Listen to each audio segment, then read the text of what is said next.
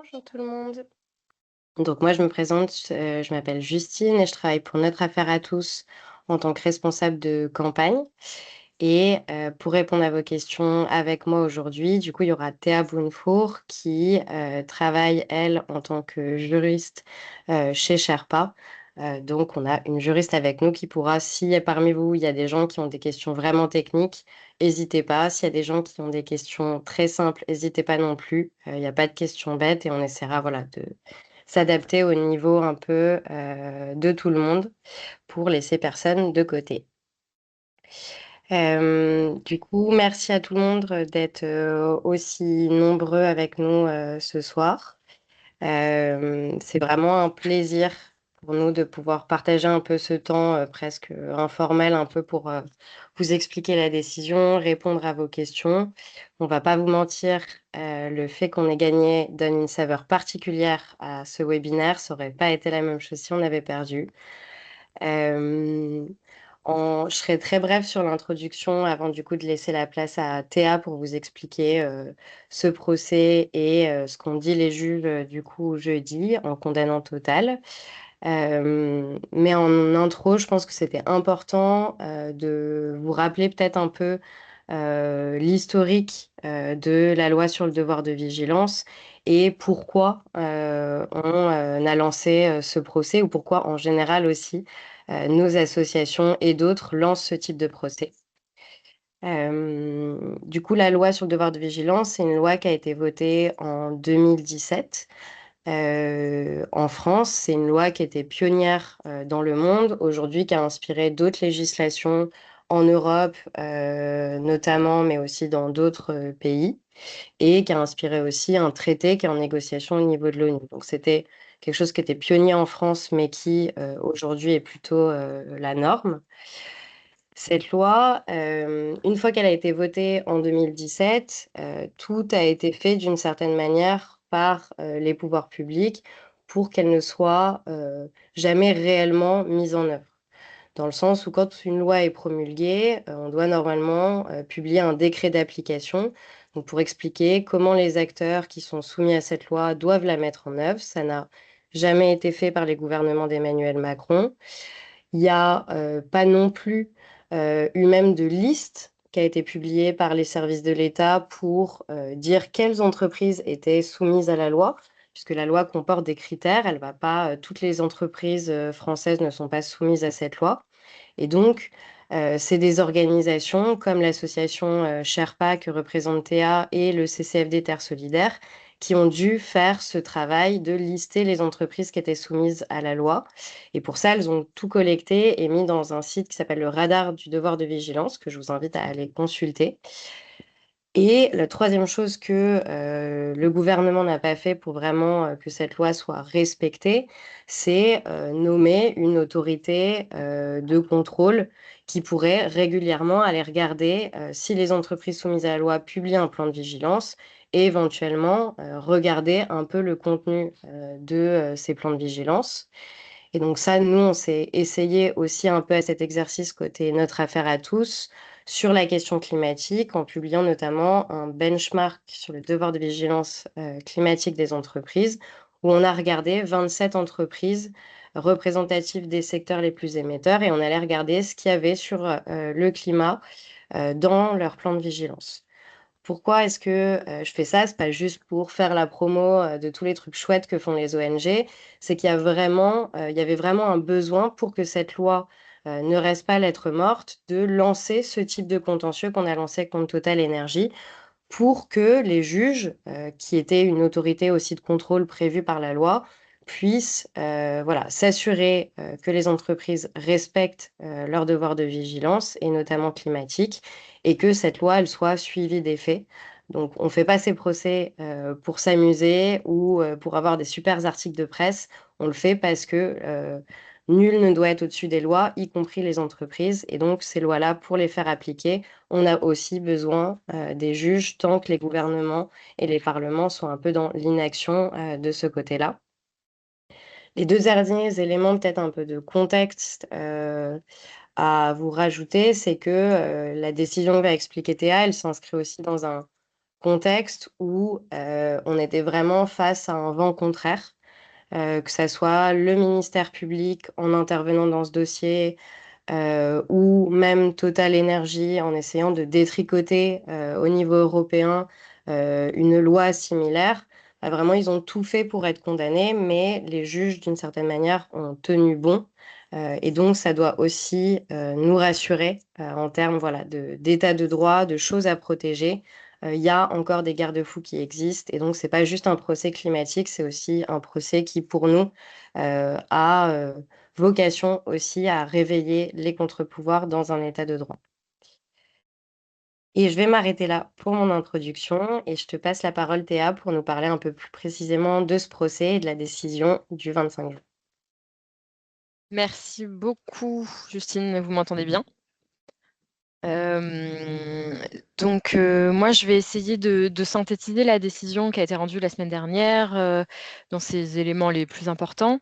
Et comme disait Justine, on sera bien sûr ravis d'échanger avec vous et de répondre à vos questions. Je vais commencer par le résultat du jugement, hein. Bon, voilà, vous avez tous peut-être pas vu le film, mais en tout cas, vous avez vu le résultat, donc vous ne serez pas surpris que par le fait qu'on a eu gain de cause effectivement et que le tribunal judiciaire nous a donné gain de cause face à Total Energy la semaine dernière, en condamnant l'entreprise pour manquement à son devoir de vigilance en matière climatique.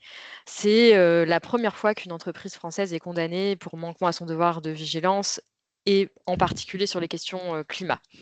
Je vais essayer aussi de vous apporter quelques éléments de contexte. D'abord, Justine a abordé un certain nombre de points, mais je voulais aussi rappeler plusieurs choses qui, je pense, permettent aussi d'éclairer un peu la décision de la semaine dernière. L'action judiciaire contre Total, elle a débuté il y a maintenant 6 ans, puisque l'assignation par une coalition d'associations de collectivités date de 2020. Il a fallu 6 longues années de procédure, dont certains et certaines ont sûrement suivi les rebondissements pour arriver à la décision qui a été rendue la semaine dernière. Donc une décision on ne peut plus attendue de notre côté, du côté de la société civile également. On a eu aussi une audience, bon après plusieurs années sur des questions procédurales, on a enfin pu aborder les questions de fond l'année dernière avec au final un temps assez procédural assez restreint sur les questions de fond qui a duré un peu plus d'1 an et une audience hors norme au tribunal judiciaire puisqu'on a eu 2 jours complets d'audience qui ont permis à la fois d'entendre les plaidoiries des avocats, mais aussi l'audition, chose assez innovante pour le tribunal, d'expertes du climat, de membres du GIEC que sont mesdames Masson-Delmotte et madame Céline Guivarch, qui ont apporté leur éclairage au tribunal sur les questions de sciences climatiques. Donc il y a un vrai dialogue juge scientifique qui s'est instauré dès les débats à la barre ce jour-là. Et je pense que c'est important de le mentionner, évidemment, quand on voit le poids des questions scientifiques dans les contentieux climatiques et environnementaux aujourd'hui. Le deuxième point, après l'audience où il y a certains éléments qui sont beaucoup ressortis, comme la question de l'inclusion du climat dans la loi sur le devoir de vigilance, comme les émissions de Scope 3 de l'entreprise liées aux produits fossiles. Le deuxième élément, c'est que, hasard du calendrier ou pas, c'est aussi en pleine canicule que la justice française a rendu son jugement. Voilà, il faisait à peu près 40 degrés à l'Académie du climat quand on a reçu la décision, ce qui montre aussi que cette décision intervient dans un contexte que vous connaissez tous et s'est montré assez sensible aux enjeux climatiques compte tenu de l'importance de ces enjeux aujourd'hui, et de l'urgence à agir et à responsabiliser aussi bien les pouvoirs publics que les entreprises.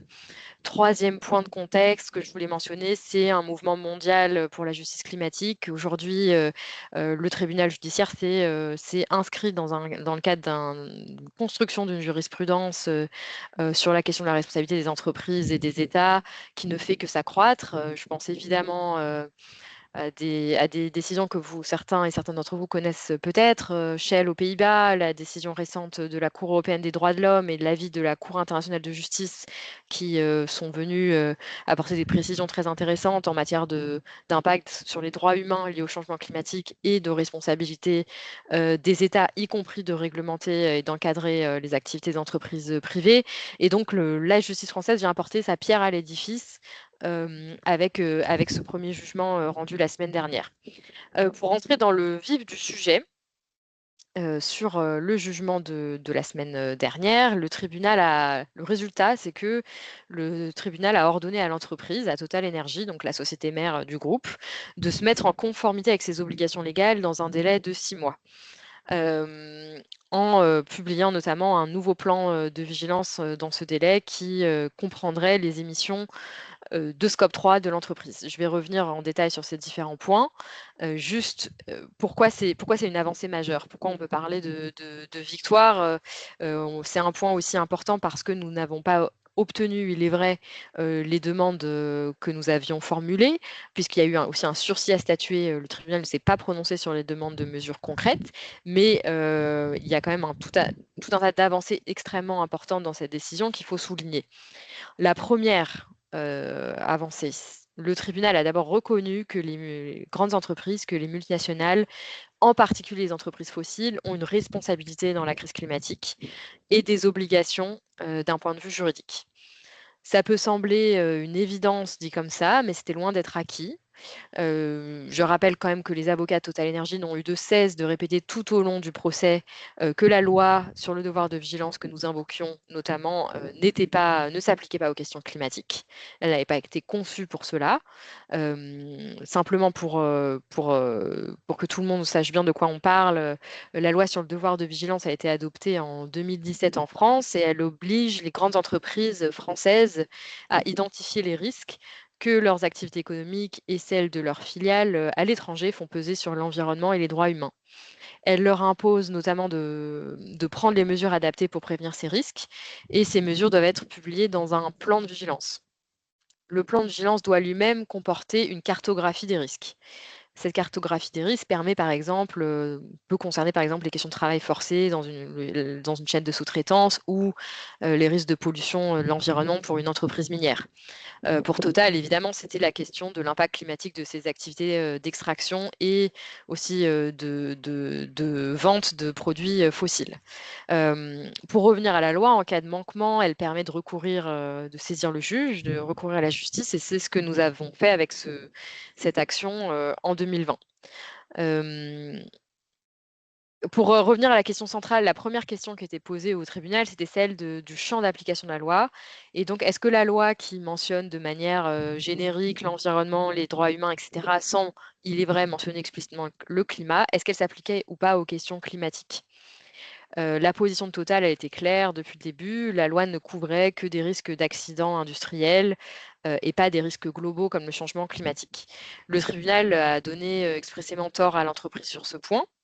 C'est aussi une victoire parce que, comme Justine le mentionnait, le ministère public avait de manière assez inattendue apporté son soutien à l'entreprise dans un avis qui avait été transmis au tribunal juste avant l'audience. Alors certes, cet avis ne liait pas le tribunal, qui demeurait libre de sa décision, comme on l'a vu précisément avec le jugement de la semaine dernière, mais voilà, c'était plutôt rare parce que dans un procès civil, le ministère public normalement n'intervient pas.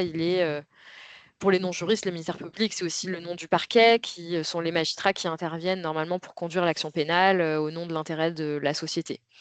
Et que disait cet avis du ministère public de 2 pages qui a été transmis au tribunal et qui a été aussi lu à la barre lors de l'audience? Eh bien, l'avis concluait tout purement et simplement à l'exclusion du climat du champ de la loi sur le devoir de vigilance, du fait que c'était un phénomène mondial et que les questions climatiques relevaient essentiellement d'une responsabilité de la communauté internationale et des États. En gros, si on résume, c'était une sorte de déresponsabilisation des entreprises pour la question de leur impact climatique. Pourquoi c'est particulièrement critiquable? Eh bien, vous avez aussi d'un point de vue de la recherche, des chercheurs comme Richard Heath qui ont montré le poids des entreprises du secteur des énergies fossiles comme Total dans la crise climatique, le fait que ces entreprises avaient connaissance des risques et des dangers liés au changement climatique et n'ont pas pris les mesures nécessaires en temps voulu, ce qui a conduit à l'aggravation du problème de la crise climatique. Et donc le tribunal, en venant confirmer que la loi sur le devoir de vigilance s'applique bien au climat, envoie un message très clair, notamment aux entreprises du secteur fossile, mais on peut penser à tout un tas d'entreprises d'autres secteurs où les questions climatiques se posent effectivement de manière importante aujourd'hui. Et c'est effectivement après un mouvement de responsabilisation des États qu'on a connu devant le juge administratif. Notre affaire à tous est bien placée pour le savoir, avec qui a obtenu la condamnation de l'État pour inaction climatique. On a aussi un mouvement jurisprudentiel qui vient poser que les entreprises ont bien des responsabilités et des obligations, en particulier au titre de leur devoir de vigilance. Donc c'est déjà un premier point très important. La deuxième avancée qui est aussi majeure avec cette décision, c'est celle du périmètre des émissions. Sur la question de quelles émissions une entreprise telle que Total est-elle responsable aujourd'hui. Là-dessus, la décision est très claire aussi. Elle envoie le message selon lequel les multinationales ont une responsabilité dans la crise climatique pour l'ensemble de leurs émissions, y compris celles générées par l'usage de leurs produits fossiles. Pourquoi c'est crucial cette décision? Parce que la production et surtout la combustion des énergies fossiles aujourd'hui, notamment le charbon, le pétrole, le gaz, sont bien évidemment à l'origine des émissions de gaz à effet de serre qui contribuent au changement climatique. Et en ce qui concerne Total, la question des émissions dites de scope 3, donc liées à l'utilisation de ces produits fossiles, était au centre des débats. Elle a été vraiment centrale, on l'a entendu à l'audience, qui a été mentionnée plusieurs fois, aussi au cœur de la défense de l'entreprise, parce qu'en reportant, en essayant de reporter la responsabilité sur ses clients pour des émissions qui constituent 90% de son budget carbone, eh bien, elle cherchait en réalité à échapper à toute obligation climatique contraignante. C'est évidemment plus simple de reconnaître une responsabilité pour les 10% restants, qui sont les émissions dites de scope 1 et 2, liées notamment aux opérations et aux industries, aux sites d'industrie de l'entreprise. Et cette décision, là encore, ne concerne pas que Total Énergie, elle a une portée beaucoup plus large. Le tribunal a notamment reconnu le lien de causalité très fort qui existait entre l'extraction du pétrole et sa combustion, le fait qu'un baril de pétrole extrait est destiné de toute façon à être mis sur le marché et consommé. Et donc ça concerne évidemment une responsabilité beaucoup plus large de l'empreinte carbone d'une entreprise de manière générale et potentiellement d'autres secteurs, pas seulement celui de l'énergie, on pense aussi au secteur des transports, à l'aviation, etc., qui comportent, on le sait aussi, une responsabilité particulière dans la crise climatique. Donc là encore, c'est un premier pas, une avancée décisive en ce qui concerne la responsabilité des entreprises en matière climatique. Un mot aussi sur un autre point du jugement qui nous intéresse aujourd'hui, c'est celui du devoir de vigilance européen. Là aussi, Justine l'a mentionné, donc nos associations étaient avec d'autres partenaires européens assez mobilisées sur la question de l'adoption de règles contraignantes en Europe pour les multinationales, notamment sur les questions climatiques, pas que, hein, mais notamment. Donc la directive a été adoptée en 2024, un texte qui venait poser des obligations pour les entreprises en matière d'atteinte aux droits humains et à l'environnement. Or, il y avait le résultat, ça a été qu'il y a une vague de dérégulation en Europe sous prétexte de simplification qui a conduit à un affaiblissement considérable de la directive et un phénomène de dérégulation. Il y a les plus informés d'entre vous, vous connaissez ça très bien, mais voilà, il y a eu une directive dite omnibus qui a été adoptée au début de l'année et qui est venue acter d'un affaiblissement du devoir de vigilance. Or, et Total s'appuie aussi sur cette directive pour indiquer que le climat ne faisait pas partie des obligations européennes, que le scope 3, les émissions de scope 3 également ne faisaient pas partie de leurs obligations. Là-dessus, le tribunal a une interprétation qui est assez ambitieuse et très intéressante, puisque le tribunal a rappelé les objectifs de la réglementation européenne. Elle a rappelé que la directive a été destinée aussi à la transition énergétique des entreprises, à lutter contre le changement climatique et à rappeler les engagements au niveau européen de réduction des émissions à échéance 2030 et de la neutralité carbone. Et donc, il a considéré que le fait qu'il y ait une obligation spécifique d'adoption d'un plan de transition climat qui ait été supprimé avec l'omnibus, le fameux article 22, ça ne remettait pas en cause le fait que la directive en tant que telle, l'esprit du législateur, si on peut dire, avait été évidemment de prévenir les atteintes à l'environnement et donc au climat. C'est un espoir, évidemment, et un message très important pour la société civile qui va se mobiliser aussi dans le cadre de la transposition à venir de la directive dans les États européens. Donc, c'est là aussi une décision intéressante pour sa portée sur une interprétation de la directive. Et on peut espérer aussi qu'il y a un dialogue des juges qui s'installe sur ces questions, à la fois entre les juridictions françaises, mais d'autres juridictions européennes. Et en tout cas, c'est une interprétation juridique qui va nous être effectivement assez utile dans cette période de transposition pour rappeler aux États européens aussi leurs obligations à la matière par rapport à des réglementations contraignantes pour les multinationales en matière climatique.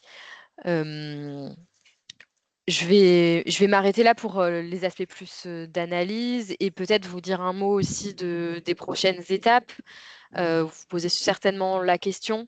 Donc, comme je l'ai dit, le résultat, c'est une injonction. Le tribunal a ordonné à Total de de compléter son plan de vigilance dans un délai de 6 mois à compter de la signification de la décision et en incluant dans sa cartographie des risques les émissions de gaz à effet de serre de Scope 3 et les mesures de vigilance associées à ces émissions. Ensuite, on a effectivement une décision de sursis à statuer, c'est-à-dire que le tribunal ne s'est pas encore prononcé sur nos mesures en considérant que l'étape d'identification des risques de la cartographie était en définitive assez centrale et que donc il fallait attendre d'avoir l'entreprise qui identifie correctement les risques climatiques liés à ses activités avant de pouvoir se prononcer sur les mesures que l'on sollicitait. On sollicitait évidemment effectivement des mesures assez ambitieuses, un alignement des mesures d'alignement sur une trajectoire de réduction des émissions qui soit compatible avec l'objectif 1.5 et on avait formulé certaines demandes notamment de cessation des nouveaux projets pétroliers et gaziers qui n'avaient pas fait l'objet d'une décision finale d'investissement. Et donc, il y avait dans ces trajectoires, certaines trajectoires du GIEC qu'on avait identifiées comme pertinentes pour permettre à l'entreprise de s'aligner sur une trajectoire de réduction d'émissions qui soit compatible avec, en définitive, l'objectif 1.5 qui est celui de l'accord de Paris. Là-dessus, le tribunal a un peu botté en touche, effectivement, mais je précise qu'il n'a pas rejeté nos demandes parce que c'est un point un peu d'incompréhension que j'ai pu voir dans certaines réactions, certains articles.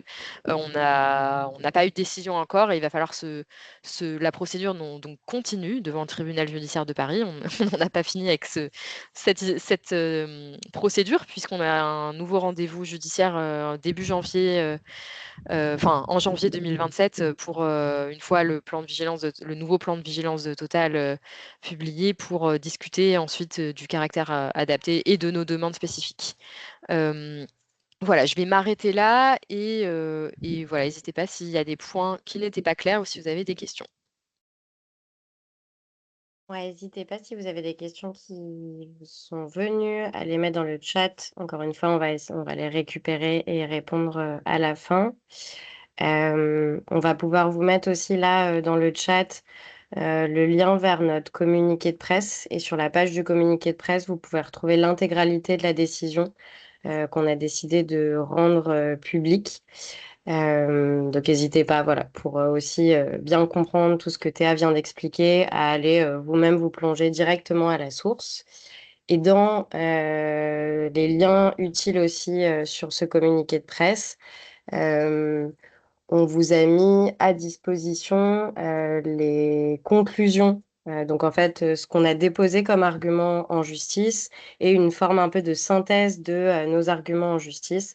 Voilà, si dans la salle, il y a des juristes, des ONG qui ont envie que ça inspire pour aller lancer des procès similaires qu'ont d'autres entreprises. C'est aussi dans l'ADN de l'association Notre Affaire à tous et de Sherpa, un peu comme ce webinaire, de rendre aussi toutes les ressources et le travail qu'on a fait disponibles pour que ça soit pas quelque chose qu'on fait tout seul, mais que tout le monde puisse se saisir de ce type d'outils collectivement. Avant de passer aux questions, je vais faire un peu un exercice un peu schizophrène, qui est de moi aussi faire un peu les questions et les réponses en attendant les vôtres.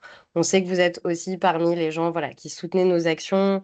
Donc voilà, vous allez sûrement nous envoyer beaucoup d'amour. Vous êtes déjà probablement convaincus de plein de choses ou déjà très avertis de ces sujets. Mais c'est vrai que je pense que ce type de jugement peut poser des questions légitimes aux gens, que des journalistes ont pu nous poser, des amis, de la famille, qu'on a pu voir aussi parfois sur les réseaux sociaux, etc. Et donc, je pense que c'était important aussi d'aborder un peu toutes ces questions au cas où vous ne le feriez pas spontanément après. Donc voilà, donc je vais faire ce petit exercice un peu schizophrène, de répondre un peu à des questionnements que j'imagine certains d'entre vous peuvent avoir. Le premier, ce serait, et Théa en a bien parlé, c'est finalement ce raisonnement qu'ont eu les juges pour Total, il pourrait être appliqué à toutes les entreprises qui proposent des biens et des services émetteurs.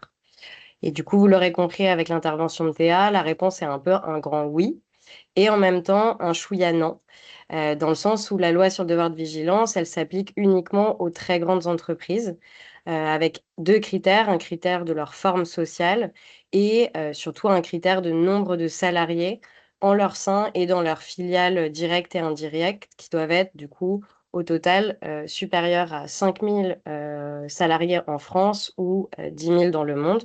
Donc toutes les entreprises ne sont pas concernées, des toutes petites entreprises, même si elles émettent forcément, ne sont pas concernées par cette loi. Et le raisonnement des juges, il s'applique aussi aux très grandes entreprises soumises à la loi qui ont des activités très émettrices. Si on imagine une très grande entreprise qui serait neutre en carbone, ces activités ne feraient pas porter de risque au climat et donc elles n'auraient pas intégré le climat à leur plan de vigilance. Donc, c'est vraiment les entreprises très émettrices qui doivent inclure le climat dans leur plan de vigilance, identifier les émissions directes et indirectes, donc scope 1, 2 et 3, et prendre les mesures pour faire baisser leurs émissions. Après, c'est important, je pense, de mentionner que selon une étude de l'ADEME, le scope 3 des très grandes entreprises représente en moyenne plus des trois quarts des émissions. Donc la logique et le raisonnement des juges est en vrai valable pour beaucoup, beaucoup d'entreprises soumises à la loi. Mais ça peut varier. C'est-à-dire, par exemple, si on prend l'exemple d'une entreprise comme Air France, elle a un scope 1, donc c'est des émissions directes générées par ses activités, donc ici la combustion des carburants, qui est plus élevé que son scope 3. Parce que le principal, ce qui émet principalement dans l'entreprise Air France, ça va être les vols eux-mêmes. Et donc finalement, dans son plan de vigilance, Air France va devoir en priorité faire figurer des mesures qui visent à réduire son scope 1. Son scope 3 aussi éventuellement, mais on voit bien que la majorité, c'est les émissions de scope 1. Et donc, chaque entreprise, finalement, va mettre en œuvre ce devoir de vigilance climatique de manière différente, même si elles ont toutes une même obligation, c'est de réduire massivement leurs émissions. Une autre des interrogations que vous pouvez avoir, c'est de se dire, mais en fait, si cette décision en France, finalement, elle s'applique à Total, elle va désavantager Total et il faudrait que les mêmes règles s'appliquent aux autres compagnies pétrogazières et entreprises polluantes. Donc là, Théa l'a mentionné, c'est tout à fait le cas pour les autres entreprises polluantes en France, mais c'est important, je pense, de rappeler qu'il y a des procès similaires qui existent dans d'autres pays pour faire appliquer les mêmes règles aux compagnies pétrogazières et aux entreprises très polluantes. Qu'on peut citer voilà, le contentieux contre Shell aux Pays-Bas, mais il y en a un aussi en Angleterre. Il y a un procès contre Eni en Italie, contre Holcim en Suisse. Toutes les majors américaines aux États-Unis sont attaquées aussi, mais on pourrait faire la liste à la Provère parce qu'il y a vraiment des procès similaires en Afrique, en Asie-Océanie, en Amérique latine. Donc, c'est bien quelque chose de global et Total n'est pas plus défavorisé que les autres dans cette situation. Et des lois qu'on nous on a utilisées en France, bah, il y en a des similaires qui existent ou des un peu différentes dans d'autres pays. Donc finalement, les autres entreprises sont aussi soumises à ces obligations. Dans ces lois, il y a effectivement la directive européenne que Théa a mentionnée. Et donc voilà, c'est aussi le message qui a été envoyé par les juges français en condamnant Total, c'est que les très grandes entreprises françaises très émettrices, donc celles en France, celles européennes ou celles mondiales qui ont des activités au sein de l'Union européenne, elles ont toutes une obligation de vigilance climatique et doivent faire leur part dans la lutte contre le changement climatique. Donc on ne s'acharne pas contre Total, c'est juste une loi que tout le monde doit respecter. On a décidé de commencer par Total. Un autre des commentaires ou questionnements qu'on a pu avoir, c'est de se dire, c'est les activités de Total, elles seront juste reprises par d'autres compagnies pétrogazières. De nouveau, bah, ces entreprises, elles sont soumises aussi à la même pression de contentieux similaires dans leur pays. En tout état de cause, ça ne dédouane pas Total de respecter la loi et de faire sa part dans la lutte contre le changement climatique. Nous, c'est ce qu'on appelle la défense du dealer de drogue, c'est-à-dire la logique de dire, bah, moi, je fais que répondre à la demande. Si c'était pas moi, ce serait quelqu'un d'autre. À date, on n'a jamais vu un dealer de drogue ne pas être condamné avec ce type de défense. La loi s'applique à tout le monde et c'est pas parce que d'autres vont enfreindre la loi qu'on peut l'enfreindre nous-mêmes. C'est peut-être le dernier élément à mentionner là-dessus, c'est que Total va pas être remplacé par les autres compagnies pétrogazières de manière si simple. C'est aussi pour ça qu'il se présente comme une entreprise fleuron de la France, une entreprise importante, influente, impactante dans plein de leurs communications. Total, c'est une des 10 plus grandes majors pétrogazières dans le monde. C'est l'entreprise qui est impliquée dans le plus de nouveaux projets fossiles dans le monde de nouveau, qui est vraiment à la place numéro un sur ce triste record. Et c'est une entreprise qui a un accès privilégié aux services, notamment diplomatiques, de l'État français pour développer ses projets.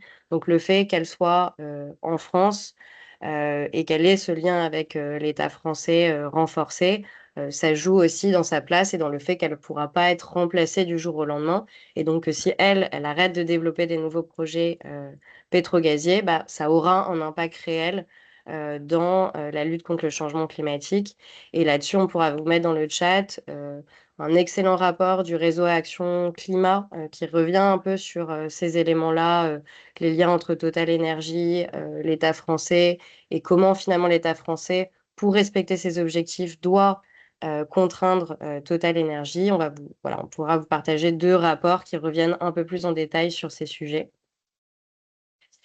Une autre des interrogations qu'on a beaucoup vues aussi ou beaucoup entendues, c'est celle de ça n'a pas de sens de demander des efforts à Total. C'est plus efficace, c'est plus juste que les gens se responsabilisent et arrêtent de polluer.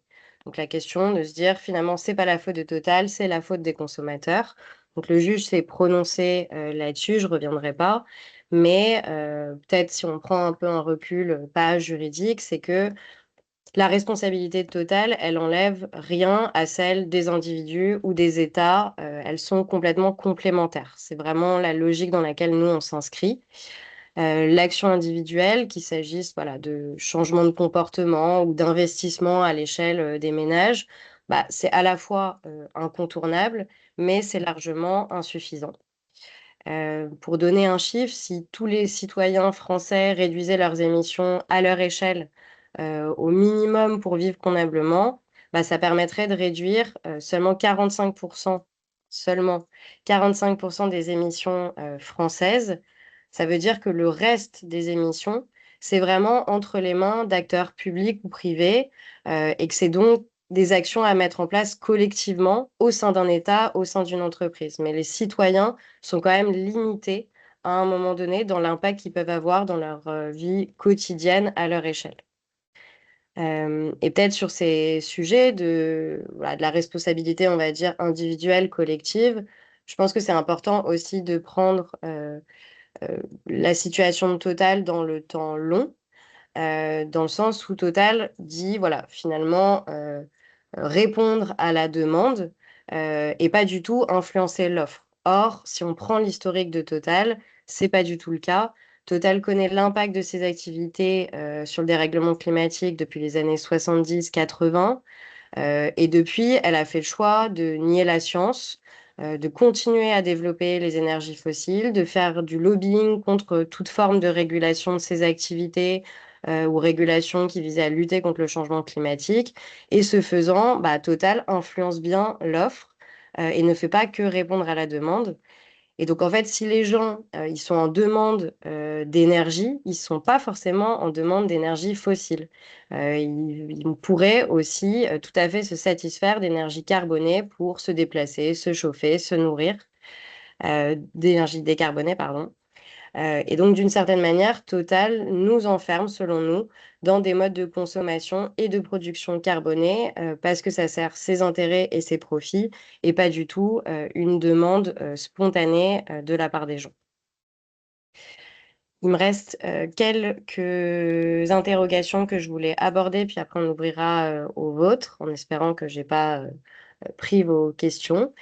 Euh, une des dernières, c'est celle, voilà, demander à un pétrolier de réduire les émissions de ses clients, c'est remettre en question leur activité elle-même. C'est pas la logique dans laquelle on s'inscrit. Total se présente encore une fois comme un fournisseur d'énergie. Or, aujourd'hui, elle doit fournir, cette entreprise, des énergies décarbonées, renouvelables, pour respecter les objectifs de l'accord de Paris. Et donc, sans sortie des énergies fossiles, il n'y aura pas de transition écologique. Et donc, ce qu'on dit, c'est bien que l'expansion fossile de Total, elle est incompatible avec le fait de se présenter comme un acteur majeur de la transition énergétique, et avec le fait de respecter les objectifs de l'accord de Paris. Et donc, ce que remet en cause, ce n'est pas les activités de Total en général, mais ses activités pétrogazières. Et s'ils veulent fournir de l'énergie décarbonée, Total aura toute sa place dans le futur. Enfin, une des inquiétudes qu'on a pu voir émerger, c'est celle que, voilà, que Total va vendre ses raffineries, ses réseaux de stations-service en France. Clairement, c'est pas le cas du jour au lendemain. Ce qu'on demande dans ce procès, c'est que Total opère une transition hors des énergies fossiles vers les énergies renouvelables, qui se fasse à un rythme soutenu, mais absolument pas du jour au lendemain. Vous retrouvez du coup, vous retrouverez notamment dans notre dossier de presse, bah, en fait, les demandes un peu chiffrées qu'on faisait au tribunal, et vous verrez que c'est quelque chose de totalement progressif. Aujourd'hui, même ces demandes qui sont pour nous les plus raisonnables, de sortir vraiment progressivement, mais à un rythme soutenu des énergies fossiles, aujourd'hui, c'est pas du tout ce que fait Total. Il continue massivement d'investir pour développer des nouveaux projets pétrogaziers et pas du tout pour investir massivement dans les énergies décarbonées. Et peut-être important aussi de rappeler, vous le savez très certainement, mais de toute façon, à terme, Total va devoir fermer ses raffineries, ses installations pétrogazières, parce que les énergies fossiles ne sont pas finies. Et donc la question, c'est de savoir si Total fera sa transition en 2100, finalement, en ayant maximisé ses profits pendant que nos sociétés, nos États et l'humanité en payent les dégâts, ou si Total accepte de limiter un peu ses profits aujourd'hui et demain pour que les générations futures bah, puissent avoir une planète vivable. Euh, je regarde un peu ce qui me reste. Sur la question de l'impact ou l'influence que Total a sur les émissions de ses clients, je repasserai pas là-dessus parce que Toya l'a très bien expliqué et les juges aussi. Euh, et peut-être un dernier commentaire qu'on a pu aussi retrouver, c'est sur cette question de la responsabilité totale vis-à-vis des émissions de ses clients, qui était aussi beaucoup la manière dont ça a été euh, phrasé dans les médias. Euh, c'est de se dire, mais en fait, si on applique cette logique-là à d'autres entreprises, ça peut donner des raisonnements qui peuvent paraître un peu absurdes. Donc, par exemple, Est-ce que Pernod Ricard est responsable de l'ivresse de ses clients? Est-ce que Coca est responsable de l'obésité dans le monde? Ou les fabricants d'armes des morts quand les gens utilisent leurs armes? Ce qui est important de rappeler, c'est que bon, ces parallèles, ils sont tout à fait malhonnêtes, mais si on les adresse sérieusement, il y a quand même deux choses qui sont très différentes entre la situation de Total dans cette décision et ces parallèles qui peuvent être faits. Le premier, c'est le caractère prévisible de l'utilisation des produits vendus et de ses conséquences. Et le deuxième, c'est la question de la légalité de l'utilisation qui en est faite. Dans le cas de Total, en produisant du pétrole et du gaz, Total sait qui seront utilisés et qui vont émettre des émissions de gaz à effet de serre. D'une certaine manière, c'est un peu le sens de la vie d'un baril de pétrole quand il est produit. Et sur la question de la légalité, bah, lutter contre le changement climatique et respecter les objectifs de l'accord de Paris sont aujourd'hui des obligations légales, ce qui n'est pas valable dans ces autres parallèles qui ont pu être faits. Je sais qu'ils sont un peu provocateurs, mais c'est intéressant, voilà, d'essayer de comprendre pourquoi ces situations ne sont pas les mêmes.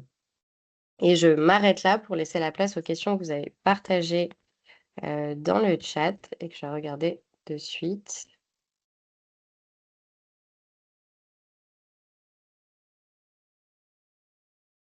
Alors, on a une première question de Diane. Dans son communiqué de presse, Total reprend un passage du jugement qui précise que la loi sur le devoir de vigilance n'est pas destinée à rendre les entreprises concernées responsables des risques liés au changement climatique qui résultent de l'ensemble de l'activité humaine sur la planète depuis la révolution industrielle. Est-ce que ce passage déforme le rôle et la responsabilité des entreprises ou le reste du jugement est-il suffisamment solide pour faire jurisprudence sur le lien de causalité entre les émissions des entreprises et le dérèglement climatique? Je te laisse y répondre, Théa. Je pense qu'il y a plusieurs un peu éléments dans lesquels rebondir sur cette question.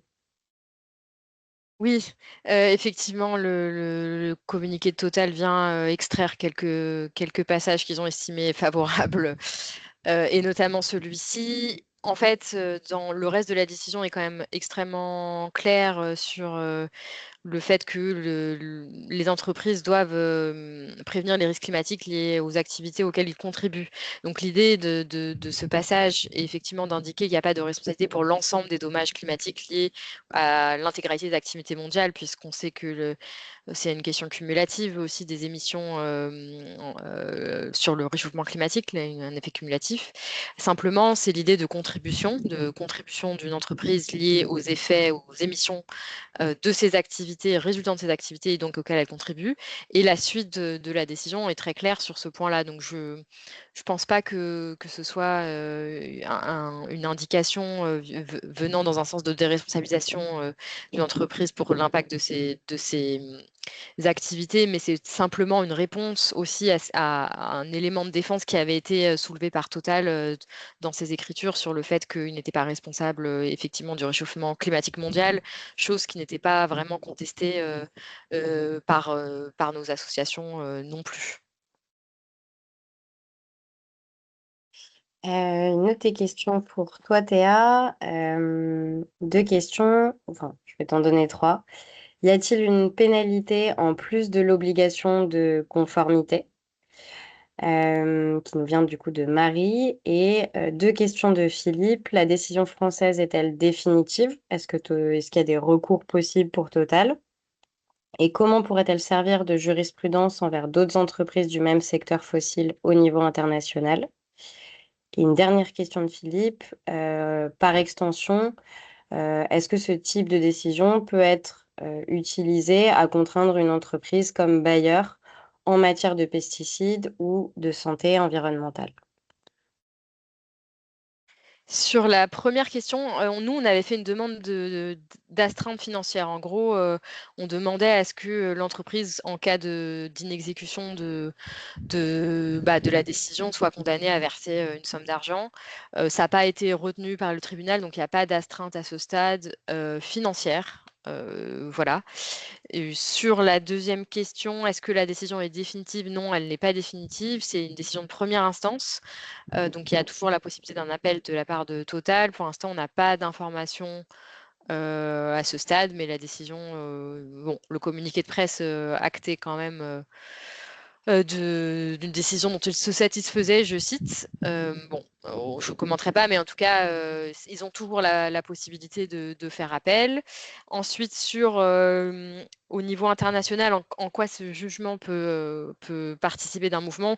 Bah, en fait, quand vous lisez la décision, vous voyez qu'il y a beaucoup, les juges se sont vraiment inspirés d'autres décisions internationales. Donc, il y a un vrai dialogue des juges qui se construit sur les questions climatiques. La décision climat CNRN de la CEDH est citée, les décisions Shell, évidemment, du Pays-Bas sont citées, l'avis de la Cour internationale de justice récent sur la responsabilité des États en matière climatique est aussi cité. Sur le scope 3, il y a la décision Finch qui est citée. Donc, vous voyez que en fait, le tribunal judiciaire n'a pas voulu être en reste par rapport à ses homologues et que, bien évidemment, cette décision totale, elle peut aussi servir. Il y a aussi un procès en Belgique qui a été suspendu dans l'attente de la décision en France. Donc ces décisions ont évidemment des répercussions et il y a vraiment aussi un dialogue des juridictions, ce qui est aussi assez salutaire sur des questions climatiques qui sont par essence internationales, en tout cas dans leurs effets. Ensuite, sur la question des produits, des pesticides, effectivement, c'est intéressant parce que au-delà des entreprises fossiles, il y avait la question de la responsabilité pour les produits, l'utilisation des produits. On pense évidemment aux pesticides, on pense à d'autres utilisations des produits qui sont dangereux pour la santé ou l'environnement. Là-dessus, il y a des passages intéressants de la décision sur notamment la contribution de l'entreprise par ses activités au risque et en fonction de ses capacités qui permettraient, je pense, d'un point de vue juridique, de réfléchir aussi, enfin de s'appuyer sur cette décision pour aussi réfléchir à des questions de responsabilité d'entreprise pour la mise sur le marché de certains produits. On pense au plastique, on pense aux pesticides, évidemment, qui mettent en danger l'environnement ou la santé. Donc, il peut y avoir aussi des éléments intéressants de cette décision pour d'autres atteintes et d'autres secteurs. Que ça ne vous donne pas des idées de procès? Si, tout à fait. N'hésitez pas à lire la décision, vous en inspirer, regardez aussi ce qu'on a fait dans les écritures et à imaginer des procès similaires pour, contraindre les entreprises à agir contre, le changement climatique, mais aussi effectivement sur d'autres causes, majeures de pollution ou d'effondrement de la biodiversité. Il y a une question d'Alain, que je vais te donner aussi Théa. Quelles sanctions si non-exécution de la décision du tribunal? Voilà, et une question de Pauline, auquel je pourrais aussi répondre. Est-ce que ce scénario d'une décision en 2 temps était une hypothèse que vous aviez envisagée ou est-ce que c'était une surprise totale? Sans jeu de mots.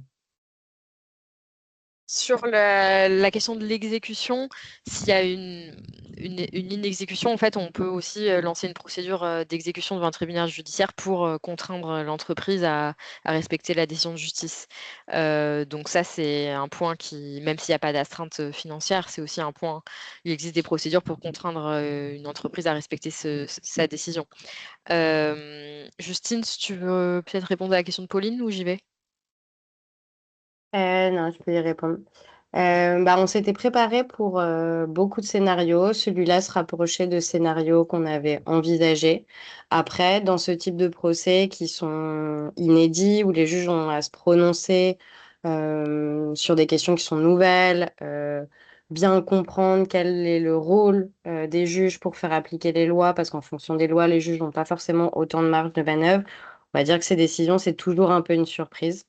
Et donc voilà, on avait, anticipé, un peu ce scénario, mais on a quand même été surpris, sur voilà, ce besoin par exemple de surseoir à statuer et d'accompagner, selon les juges, Total un peu étape par étape, dans sa mise en conformité avec son devoir de vigilance. Je sais pas si tu veux rajouter quelque chose, Théa? Oui, je voulais rajouter un point, bonjour Pauline, sur la décision, enfin les premières décisions sur les questions de devoir de vigilance, notamment dans le dossier La Poste, où c'est pas la solution qui avait été privilégiée. Alors, c'est pas les mêmes dossiers, c'est pas les mêmes enjeux, mais là, on voit une nouveauté, une jurisprudence du tribunal judiciaire, enfin de cette chambre-là qui se construit. Et donc là, les juges ont décidé, ils auraient pu aussi rejeter nos demandes ou alors adopter un scénario d'injonction plus générale, comme ce qui était dans le cas dans la décision La Poste. Et là, ils ont choisi une décision en 2 temps avec un sursis à statuer, ce qui est quand même assez nouveau. Donc on voit qu'on avance pas à pas aussi sur le contrôle judiciaire du devoir de vigilance après l'adoption de la loi en 2017 et ses premières décisions. Une autre question de Rakotoa Risoa. Je voulais savoir si la décision abordait de manière plus détaillée la question des droits humains en rapport avec le devoir de vigilance de Total. Alors ce procès, il abordait pas, selon un peu comment, ce que tu entends par cette question, euh, nous, ce qu'on visait, c'était bien les obligations de vigilance climatique de l'entreprise dans ce dossier-là. Donc, les juges n'ont pas eu à se prononcer, par exemple, sur euh, les violations de droits humains qui peuvent avoir lieu autour des projets spécifiques de l'entreprise. Ça, par exemple, c'est l'objet d'un autre procès qui est porté notamment par les Amis de la Terre contre le projet de Total ICOP en Ouganda et en Tanzanie et avec des communautés impactées. Par contre, si tu vas regarder du coup dans notre communiqué de presse le lien vers la décision et que tu regardes la décision, que tu fais un peu un contrôle F, les juges, et c'était si ta question était posée dans ce sens-là, les juges abordent vraiment la question du lien entre la crise climatique, les violations des droits humains, les impacts sur la santé. Et donc, tu vas retrouver aussi en quoi voilà, la question climatique est, selon les juges et nos associations, aussi une question de crise de violation des droits humains. Une autre question pour toi, Théa. Comme dans le procès contre Shell, la Cour semble noter l'incompatibilité des activités de Total Energy sans pouvoir, à ce stade, imposer de remède. Ces conclusions renvoient à la responsabilité de l'État et l'insuffisance des régulations admises à demi-mot dans l'intervention du ministère public. Est-ce que l'État peut être poursuivi pour combler ce vide juridique et permettre aux entreprises de ne pas violer l'accord de Paris? C'est une question de Yann. Merci pour cette Ah, question, Yann. ouais. Bonjour Yann. Enfin, là, à ce stade, on n'a pas obtenu effectivement les mesures qu'on sollicitait. Et comme je le disais, il y a eu un sursis à statuer, donc on n'a pas de décision dans un sens ou un autre.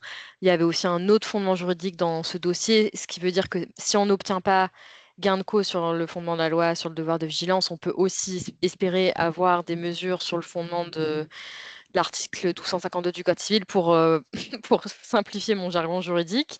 En fait, on avait aussi un autre fondement qui venait dire, dans le Code civil, vous avez des dispositions qui permettent de saisir la justice en cas à titre préventif, en cas de risque de dommage à l'environnement. Et donc, à supposer aussi que, avec toutes les limites qu'on connaît, enfin les discussions sur l'office du juge, sur les limites du pouvoir du juge qu'il y a en matière de devoir de vigilance, on peut se poser la question aussi de l'autre fondement juridique qu'on a sollicité. Donc à suivre. Tout ça pour dire à suivre. Pour l'instant, on n'a pas eu gain de cause, c'est vrai, sur ces demandes, mais à suivre ce que va juger le tribunal par rapport au plan de vigilance tel qu'il aura été complété par Total Énergie et surtout regarder est-ce que les mesures sur le scope 3 qui ont été prévues par l'entreprise sont adaptées ou pas au risque climatique, notamment par rapport à leur objectif de neutralité carbone. Faut quand même, enfin voilà, ils ont quand même affiché cet objectif, ce qui est mentionné dans la décision. Donc, est-ce que le tribunal va considérer que les mesures qui sont affichées sur le scope 1 et 2 ne sont pas suffisantes, notamment par rapport à l'objectif de neutralité carbone? Maintenant, sur la responsabilité de l'État, c'est très juste. Je pense effectivement d'un point de vue droit international, maintenant c'est très clair avec l'avis de la Cour internationale de justice, qui a une responsabilité étatique notamment de réglementer les activités des entreprises privées, dans l'octroi aussi des autorisations pour les projets pétroliers et des études d'impact environnemental. Maintenant, on connaît aussi les difficultés d'exécution des décisions au niveau du droit international, mais effectivement, il y a aussi une responsabilité étatique très forte qui se construit aussi dans la jurisprudence et sur lequel on peut évidemment continuer à réfléchir. Ouais, tout à fait. Et en complément aussi et en lien avec, ce que je vous partageais aussi, en introduction sur la question aussi de ce type de loi. Après, il faut une volonté aussi, des gouvernements, du parlement, de la faire appliquer ou de l'améliorer pour la rendre plus efficace, plus rapide. Bah, c'est toujours une possibilité. Le gouvernement, le parlement, que ce soit, cette mandature ou la prochaine, peuvent aussi décider de renforcer l'arsenal juridique pour obliger les entreprises à agir, beaucoup plus vite, ou s'assurer que ça soit pas le rôle, des, ONG, avec, les juges de faire appliquer, ce type de loi. Donc il y a toujours une marge, d'amélioration. Une question de Sébastien: les différentes administrations et ou services publics, voire directement l'État lui-même, sont-ils aussi concernés par ce devoir de vigilance? Non, c'est une loi qui du coup s'applique, uniquement aux très grandes entreprises, françaises et donc le devoir de vigilance, ne s'applique pas à, l'État. Mais l'État a d'autres obligations, mais qui vont reposer dans d'autres, pans, de notre droit. Hem Il y a une question, de Diane, de nouveau. Est-ce que si une autre grosse entreprise soumise au devoir de vigilance se fournit chez Total, ça ne posera pas le problème, dans le plan de prévention de cette autre entreprise? Exemple, une grosse compagnie aérienne qui se fournirait chez Total doit-elle encore prendre en compte les émissions du kérosène de son plan de prévention, donc scope 1 et 2, si ces émissions ont déjà été prises en compte, dans le scope 3? Je peux tenter une réponse et tu pourras, compléter, Théa. Hem, Quand on dit que Total est responsable des émissions liées à l'utilisation, de ces produits par ses clients, ça ne veut pas dire que, ses clients n'ont plus de responsabilité vis-à-vis de ces émissions. Là, le terme responsabilité, il est compris au sens de, hem, ayant la capacité d'influer et d'agir sur ces émissions. Et donc, il y a forcément des doubles comptages. C'est, le but d'une certaine manière. Quand les juges disent que voilà, que Total est responsable, en fait, le but du double comptage et je vais citer, les juges, c'est en fait, c'est pas grave, c'est même le but. Ils disent: «Cela facilite l'action simultanée de plusieurs entités pour réduire les émissions dans l'ensemble de la société». Donc si on prend l'exemple d'un automobiliste qui prend sa voiture, qui roule à l'essence, l'automobiliste, il est responsable des émissions de gaz à effet de serre émis, mais également le constructeur automobile dans son plan de vigilance et Total qui a fourni le carburant. Ça n'enlève pas la responsabilité aux autres acteurs, ça veut juste dire que si tout le monde se sent responsable, bah, on a plus de chances de réussir à réduire les émissions, liées à l'utilisation, de l'essence, dans la voiture. Je sais pas si tu veux compléter, là-dessus, Théa? Hem, une question d'Alain: pourrais-tu préciser ce que sont les moyens autres qu'astreintes financières pour que le jugement soit, exécuté? J'ai l'impression que tout le monde part du principe qu'il ne sera pas du tout exécuté. Non, je plaisante. Il y a des procédures d'exécution forcée qui existent en cas d'inexécution par le défendeur, enfin la partie qui a perdu. Vous pouvez saisir à nouveau le tribunal d'une procédure d'inexécution forcée, même si c'est vrai que l'astreinte financière donne quand même une incitation un peu plus, enfin une incitation préventive, on va dire, en touchant au portefeuille du défendeur avant qu'on ait besoin de lancer cette procédure.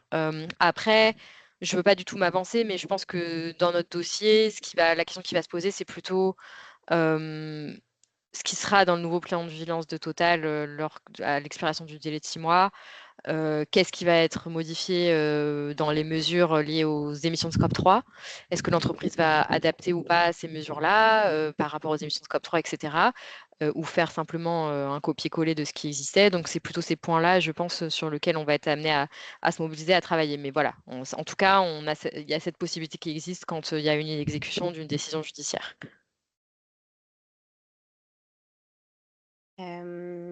Et pour répondre du coup à l'intervention de Mag sur du coup cette question de double comptage, bien sûr, le but n'est pas de grossir les émissions mondiales. Quand on fait de la pure comptabilité carbone, il n'y a pas de double comptage, mais dans le sens de la responsabilité juridique de réduire l'ensemble de leurs émissions, il y a forcément des doubles comptages et comme je disais, c'est un peu le but. Voilà, juste pour être précis, parce qu'effectivement, on ne va pas considérer euh, on va pas regarder les émissions de la même manière en fonction de l'objectif qui est visé.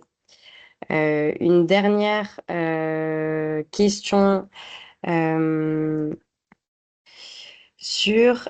Guillaume sur la durée, 6 ans de la procédure. Est-elle liée d'après vous à la nouveauté des questions juridiques concernant le devoir de vigilance? Et pensez-vous qu'à l'avenir, les procédures concernant le non-respect du devoir de vigilance pourraient aller plus vite? Je peux commencer, tu complètes Théa.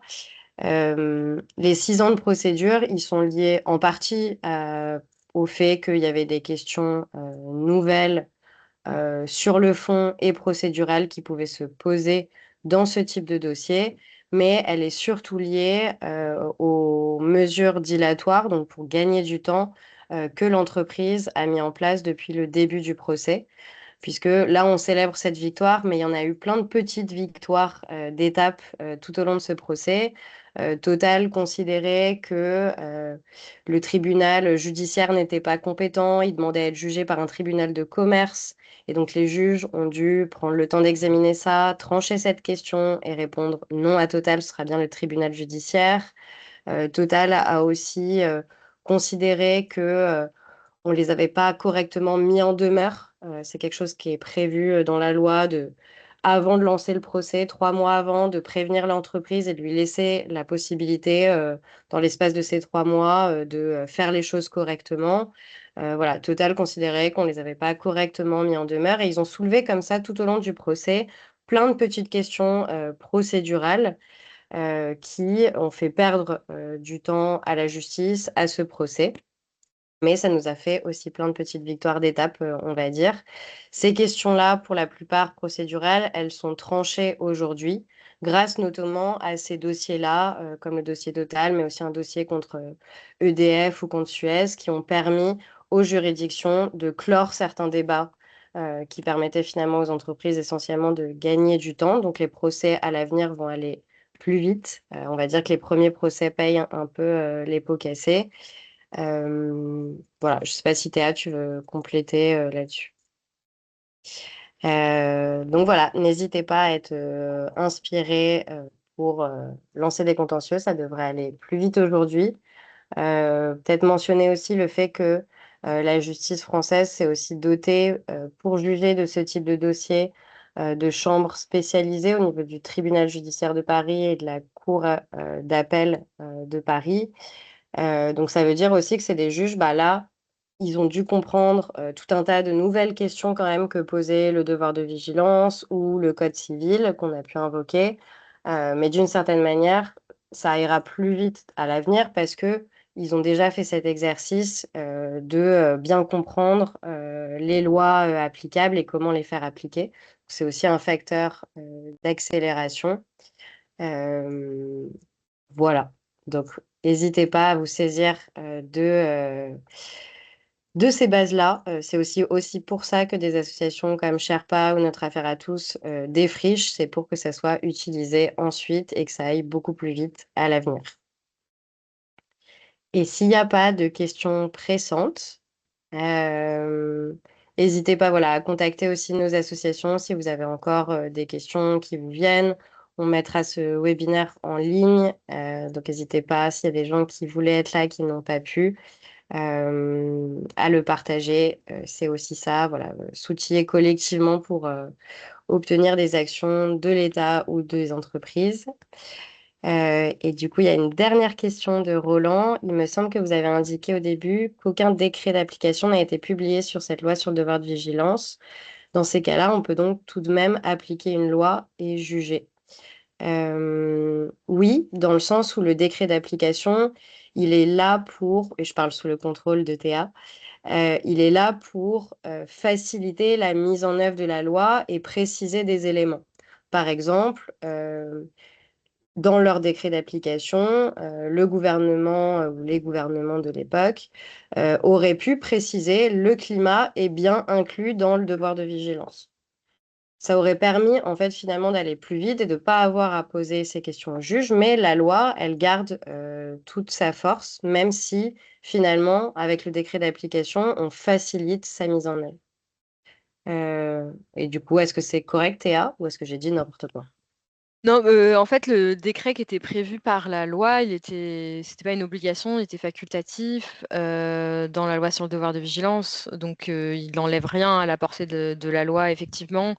Donc voilà, c'était pas une condition d'effectivité de la loi du tout. Ce que Justine mentionnait au début, c'était surtout que en fait, sur la liste des entreprises, sur les seuils, la liste des entreprises couvertes, c'est extrêmement compliqué pour la société civile d'aller à la pêche aux infos pour retrouver quelle entreprise est dans les seuils par rapport à quelle filiale, parce que une loi qui concerne les groupes mondialisés. Donc après, il faut aller éplucher la documentation des entreprises, regarder leur compte consolidé pour voir si telle filiale fait rentrer la société mère dans les seuils, etc. C'est surtout cet exercice-là qui est extrêmement complexe et qui ne devrait pas reposer sur les organisations de la société civile, qui faisait aussi, qui était aussi problématique sur les questions de seuil d'application de la loi sur le devoir de vigilance.